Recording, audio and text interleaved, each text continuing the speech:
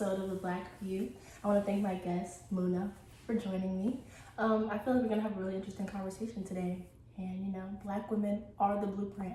And that's what we're going to enforce today. But yes, Muna, please introduce yourself to the audience. Okay, well, hi, my name is Muna. I go by Moon, mostly Moon though. So I'm 20 years old. I'm a film student, photographer, director. I attend the LA Film School, but with COVID and everything, I'm still home in the DMV, so I'm from Nova. And hopefully sooner than later, I'll be bi-coastal, so I'll be able to come home, do some work, and make some content out in LA. Wow. LA? Yeah. It's so far. I know. Oh my God. Have you been before? Yeah, I have. Really? Is it nice? Yeah, it's really nice. I've always But wanted I to mean, go. the last time I went, I was really I was with my parents and stuff, so I couldn't really have fun as an adult. Mm-hmm. And then by the time I decided to apply to the school, COVID hit. So it was just there was no, you know what I mean? But at any time with the vaccine and stuff, they could be like, oh, campus is reopening. You got a couple weeks to move to LA. Right. That's super cool though. Yeah. Wow. Damn. I've always wanted to visit. I thought that was super cool. But because you're a film student, what's your hopes, for Black people in the film and entertainment industry? Because I don't see a lot of Black people. They're coming out more, with Jordan Peele. Mm-hmm. And I feel like actors are coming out, Daniel Kaluuya and Keith Stanfield. But I feel like it's still not enough representation. I feel like as far as representation, you have to think about how as Black people we're even still working on getting our own individual rights, let alone being up there in Hollywood. Mm-hmm. My first class ever was film history, and the first couple of Black people weren't on screen until 1920 something. And then before that, when they would try and cast Black actors or whatever, they would just be white people in blackface. Right. So if you think about it, the 1920s, it wasn't even, that was only 100 years ago. It seems like a long time, but it wasn't really even a long time ago. Mm-hmm. So yeah, I feel like my generation, Gen Z, we're gonna have a lot more Black people in film and a lot more Black actresses and stuff, because for an example, if I become a director, the first thing I'm going to do is cast a Black actress over a white actress. Right. You know what I mean? Mm-hmm. But even as far as my school, it's not really that diverse. I'm not going to lie. Mm-hmm. In a class full of 90 students, you have really big classes. There's probably 10 Black students. But 10 is better than nothing. That is so true. true. So. That's so true. And the fact that I feel like Black people even feel like they can go to film school now, you know what I mean? Yeah. Because I just don't feel like it's something Black people talk about enough. I don't feel like when people are I want to go to film school or study the arts, Black people are not super supportive of that. It's just is that even going to make you money? Oh, yeah. Automatically the first thought. For sure. And sometimes that does linger back, in the back of my mind. But I feel when you have a purpose doing things, you don't really think about the money. It's gonna come eventually. Right. When I started photography or whatever, my first 10 shoots were free. I never intended to be a photographer that got booked or anything. It was just something that I started for fun. So even my photography page, it being jhilikemoon, is supposed to be a spam page. Right. It was nothing that I really started to build. Sure. And the fact that I feel like Black people even feel like they can go to film school now, you know what I mean? Yeah. Because I just don't feel like it's something Black people talk about enough. I don't feel like when people are I want to go to film school or study the arts, Black people are not super supportive of that. It's just is that even going to make you money? Oh, yeah. Automatically the first thought. For sure. And sometimes that does linger back in the back of my mind. But I feel when you have a purpose doing things, you don't really think about the money. It's gonna come eventually. Right. When I started photography or whatever, my first 10 shoots were free. I never intended to be a photographer that got booked or anything. It was just something that I started for fun. So even my photography page, it being jhilikemoon, is supposed to be a spam page. Right. It was nothing that I really started to build a platform or become a professional or whatever. So Yeah, I feel like when you're creative and you go and you're entering like the industry and you want to do something in a creative field, you just gotta stay on top of your purpose and stop thinking about the money. Like, I love that. yeah. Wow. Wow. I wish more people thought that way. Just because I feel like, especially now, it's just such like a hustle mentality. Like make what you have to make. But your work is beautiful. And I know you're making money. And you're always shooting. And I love it. And I really feel like you capture like what Black people are supposed to look like. Yeah. Instead of what white people want Black people to look like. Yeah. Honestly, y'all go book jhilikemoon, okay? I'm about to book too. I just don't like being in photo shoots. But I don't have a good enough concept. it's funny you said that because in 2021, like I decided to really like change my, well, I'd just say like restructure. I don't want to be like labeled as a photographer. I want to live more as like a visual artist. So I'm starting more artistic pieces and stuff, and I'm trying to capture more pictures that you would see in an art gallery. So March is Women's Month, and I have a lot of stuff coming out and a lot of pieces, as in like I'll be selling glass prints. I'm so excited. Black women. Oh my God, I want to buy one. So, Like I'm already, I even want to buy one. No, that's amazing. Herstory month. But yeah, I love that. Are you just gonna tie in like Black women, or is it gonna just be Black people in general? It's gonna be Black women. I want to kind of make Black women my niche. Like I want to really focus on Black women because it's like you're a woman and you're Black. Like you already a double minority, so it's like you got a lot up against you. And I want to really like focus on us and enlighten people about us and what we're capable of doing. I love that. So what inspired you to go into the art that for you? I'm not gonna lie. I feel like I've always had like creative ability, but I definitely made a couple friends that taught me a lot of what I know, that let me use their equipment before I could even afford to get mine. And so yeah, I would just say passion and having the right people around me at the right time. Wow, that's so cool. So when did you start, I guess, taking it seriously? Let's see. I got my camera around May, and then sometime in the middle of July, beginning of July, I made this post on Twitter, and I was like, oh, I'm a photographer, and I posted like 3 pictures that like I had taken or whatever, and it got like 1,000 retweets. And from that, this boy had DM'd me. His name's Aaron Jordan. Shout out Aaron. But he was like, he has this concept that he wants me to execute. And at the time, I had like no experience or whatever. But like with me, I'm like, I can come with a little overconfidence. So I was like, yeah, I got you. But like, I didn't even really know. Anyways, long story short, we worked out the concept, and I took the picture and posted it, and like, I don't know, it just got so much love. Like I think it got like 1,000 likes on his page, and it got published on the Insider. We love that. Yeah, We so I was love like, to see Black women win. Oh my God, how did that feel seeing your work, you know, in a public forum? Yeah, I don't know. It's kind of like shocking a little bit because I was like, whoa, I really didn't even know what I was doing. To be quite honest with you, I wasn't even the most confident about that. I sent it to him like, you know, it's like when you like take a test and you just close your laptop. For real. Yeah, so it was like one of those things where I just sent it to him. And then like I sent it to my cousins and my friends, and they were like, yo, this picture's tough, and I still didn't like it. Right.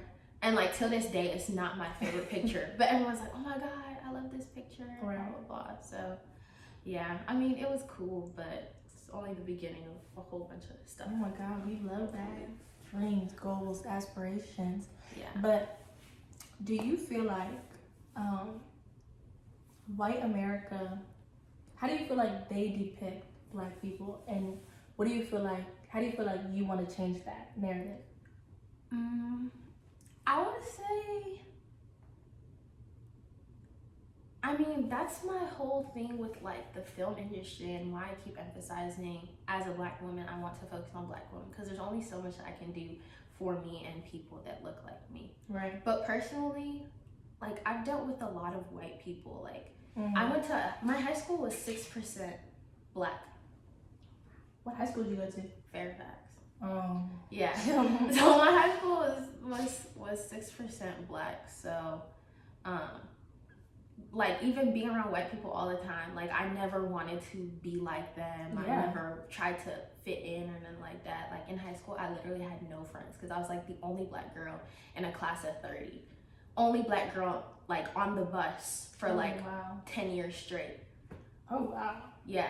And like I've never once felt the need to like try and fit in with white people. I've always tried to stand out. I still go to school with my braids, still go to school with weave, like Period. you know As what I you mean? should. As you should. Like all of that. But as an adult now, I don't have to interact with them anymore. Right. Obviously because I'm not forced to. Right. And into the career that I'm going to, I just want to be around my people, make content for us, by us. You know what I mean? Yeah. I love that. Try to keep it in, you know? Yeah. We need to start gatekeeping. Yeah, for sure. Because I just feel like we share too much of our concept and our ideas, and people take that, and then of course it gets that whole argument of appropriation and stuff like that. Mm-hmm. But we're just not gatekeeping enough. But yeah, so how do you feel like you would depict black people, or like would you even want to depict slaves, you know what I mean, or black people in like traumatic situations? Because that's such a big theme in film. Like most black people in film have had to go through something traumatic, or the movie is generally something super dramatic. Mm-hmm. You know, it's never just like that good, happy, corny love story. Like Issa Rae tried to pull that off, and then she didn't even get that much support with her movie. And it's like, damn, like why do people want to see us out like down bad? Right. It's so great that you said that, because I think about that so often. And honestly, I want to portray black people in a way that people don't see us. Like I want to like film those success stories. Like, you know what I'm saying? Mm-hmm. Why does it always have to be like struggle and then success? Like, no, literally. Why can't we show like what generational wealth? Yeah, that's what I was gonna say. Like what black generational wealth is. Like why can't we? Because what people don't understand is it's not just making a movie, you're also teaching. Mm-hmm. So if we're making movies about generational wealth and making movies about showing, you know, black people not always starting at the bottom and coming up, you're also inspiring other people. Like you're teaching them what they might not know through your content. So it's like I really don't want to focus on, you know, black just horror in a sense that it's like you said earlier, always like showing us down bad. I feel like there's enough movies about that. I mean, that's all Tyler Perry does. Like, show black women being loud, cheated on, crazy. Like, we've seen enough of that. Like, it's time to see, like, the highlight. Like, I want to see a movie about a black woman in Congress. Like, I want to see a movie about a black woman being a Fortune 100 company owner. Like, you know? I love that. And it's like, people like that. Like, I personally have beef with Shonda Rhimes. And people like don't understand it. But the thing is, a lot of Shonda Rhimes, she makes a lot of good shows. But she always shows like interracial relationships or like black women depending on white men. And I'm like, you're a black woman with daughters, you know what I mean? And people tune into your stuff, and this is what you're putting out. You know, like you're showing a narrative that I don't feel like is big enough for you to keep pushing it like that. Because I just don't feel like I see that narrative enough for me to be like, oh, I relate, you know what I mean? And I don't like that. Like with Shonda Rhimes, it comes back to like passion versus selling. She's selling her shows, like making interracial couples in her shows. Like, what's that one show? How to Get Away with Murder. Like Annalise killing the white man. And like Scandal. It's gonna sell more than Annalise killing a black man. That's, you know what I mean? So she's not really thinking about it from a passionate standpoint. She's thinking about it like, oh, what's gonna make money? What's gonna seem, and what's gonna be entertaining? And it's like, we all know it's wrong, and like there should be more inclusivity and blah blah blah. But it's like we be locked in. Like, that's super true. Bridgerton was good. Yeah, like Bridgerton was the bomb. We be locked in, like watching those shows, like binge watching and stuff. So it's like she knows what she's doing. She's marketing. She has a net worth of over $140 million. Wow. Like, I'd love to see black women win. I mean, even if they're selling out, it's okay. I'm like, she's still winning. It's not like I have those same intentions. Like, there are the good, you know, film producers and directors that do focus on what you would want to see more, but they just don't get enough recognition. They don't have the budget to, you know, make films that are gonna be or TV shows that are gonna be on ABC or and marketing. CBS. That's why I love Jordan Peele though. I think his mind is amazing because it's not conventional at all. But the thing is, it's Black people in interesting situations, and I love that. Because even if it's not something like success stories, it's something that you would really only see white people do. Yeah, and it's like wow, Black people in a situation. What was that movie with Lupita Nyong'o? What was it called? Us. Yeah. Yes. Okay, that's a great example. Like that would be like a stereotypical white family. Yeah, for real. Yeah. And the fact that I don't know, he just has such deep meanings. You know what I mean? Like your biggest enemy is you. Yeah, like and you just like, and I feel like he always includes like Black lingo. You know how Black people would act, and I love that. I just love seeing us on screen because I love movies and I love shows, and I feel like if I can relate to that, then somebody else can too. And someone who can see their dreams on the screen, you know, they can do better. You know what I mean? Yeah, have bigger aspirations. Exactly. But yeah, also, you're a creative with, I don't know, do you call it a disability? What do you consider it as? A superpower. A superpower? Yeah. I know, like honestly, not to be like corny. No, you literally have to frame things in a positive state of mind, you know what I mean? Because I feel like if you looked at it like a disability, I'm referring, Muna has ADHD, and you know, I feel like in the Black community, learning disabilities and even attention disabilities are not paid attention to enough. But the fact that, you know, you're thriving and you have that, you know, I feel like that is amazing, and that is a superpower, you know what I mean? Because you're not letting it take over you and you're using it to your advantage. I would say, like, I don't know, like, in the past year or so, and what I plan to do more with my work is make it really personal and kind of add a piece of me to my art. So last year I did a self-love project, and a part of learning how to love myself is learning how to love everything that comes with me. That's beautiful. Yeah, like I just feel like if I didn't have ADHD, I just wouldn't be me. I couldn't imagine having like, or not being me, you know what I mean? Yeah. I don't know how to really phrase it so it makes sense, but your differences make you you. Yeah, for sure.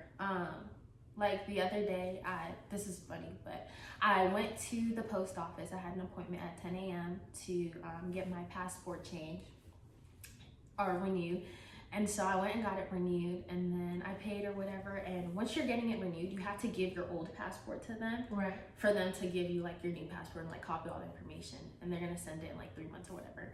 And so I left after that, and I went to Chick-fil-A, and then I went to the mall. And then once I came back from the mall, I came in my car. I'm like freaking out, like, where's my passport? So I run back into the mall. I spent like 2 hours there. I'm asking all the customer service, like, have you guys seen like a passport? Like, did I drop my passport? Like, completely forgetting that I had an appointment at 10 a.m. that same morning. Like, this is all like in the span of like 2 hours. Like, that's ADHD, like right there. Wow. Like, as in my attention span was so gone that I forgot that I handed the woman at the post office my passport. So I ended up going back to the post office, and I'm like, did you guys see like a passport in the on the street or something? I think I dropped it when I was running. I had an appointment this morning. She was like, ma'am, you gave me your passport. I was like, no. I was like, no, I'm gonna just take this to the chin. No, for real. Like, yeah, it was just wow. But that's like real life examples, you know. It's not talked about enough. You know what I mean? Like, and shit like that happens. Nah, it be like that. Sometimes it's really scary because it's like, damn, like, am I really losing my memory? Like, is something wrong with me? And then you have to like remember that, you know, like, that's just a part of having ADHD. Like, take it to the chin and move on. Like, you can't really like sit and think about it. Like, if I would have sat and thought about it that day, like, it would have led me into a whole different point of like depression. But instead, I turned into a laughing moment. Came home, told my dad, he was laughing. He was like, "You were so crazy." And then that was just it. Just went about my day. You know what I mean? But yeah, some other like things that I would say, I don't want to say prohibit me, but kind of like slow me down a little bit is like my time management is just off. So even being able to be a photographer and sending people their pictures back to post on their birthday, and you know, being able to handle doing shoots and being in a school, and at one point I was working, it's just impressive. And I just feel like without ADHD I wouldn't be me, and I definitely don't let it hinder anything that I do, and I don't turn it into an excuse for the mistakes that I make. As you should. Taking accountability is, I think, the biggest part of self-growth, you know what I mean? Because you're not letting it hinder you, because you're like, I have it, and how can I deal with this, you know? Yeah, for sure. And honestly, people struggle with what you struggle with without ADHD. So you have ADHD and you're doing it, you know what I mean? And that is a big accomplishment within itself. And do you feel like your parents, do you feel like they've been acknowledging about it, you know what I mean? And like nurturing towards it? Yeah, for sure. Especially like in my adult life, for definitely 100%. They're definitely like supportive, and same thing, like they don't allow me to like take it and make excuses, but like they understand. They don't like bash me or anything like that. So I'm really grateful to have understanding parents at this time. Like it wasn't, you know, always like that, but definitely with growth and just allowing myself to be honest, I got to this point where we can openly communicate about my issues and so on and so forth. But I also used to have really, really bad anxiety, which is also an ADHD symptom. Like, I'll tell you, a couple months ago, I would not have made this drive down here to talk to you. Like, it's so bad to a point where I've been to one party in like the last 3 years. I'm very like introverted, which is kind of weird because people see me and they're like, oh, there's no way she could. I know, on social media, I'm like, no, she's so outgoing, she's so cute, I love that. No, I'm outgoing, but I'm definitely like an outgoing introvert. Like I'm very to myself and stuff. So, my parents did help a lot with that. Just me being transparent with them about my anxiety, I feel like helped me more than hiding it. Because I used to like be that one person that would have like a mental breakdown and hear somebody coming and then like, you know, come back to normal. But I just realized that being transparent helps you with your problems more than it helps other people. You know what I mean? Because like at the end of the day, people don't judge you as much as you think. I feel like a lot of the issues that we think we go through, a lot of the things that we think we can't prove are like is to ourselves. You know what I mean? Like we seek a lot of validation from others, and it just helps you deteriorate. Being comfortable in your own skin allows you to be better with other people, you know what I mean? Because you're not constantly projecting or constantly like, what are they feeling about me? And I feel like that's really the key, you know, to maturity. Being comfortable in your own skin, you know, learning who you are, learning how you operate. And so I love that. I love that so much. I want to thank you so much for coming. Thank you for talking on the show. No problem. I love your insight, and I really love what we talked about today. Yeah, me too. Thank you for having me. No problem.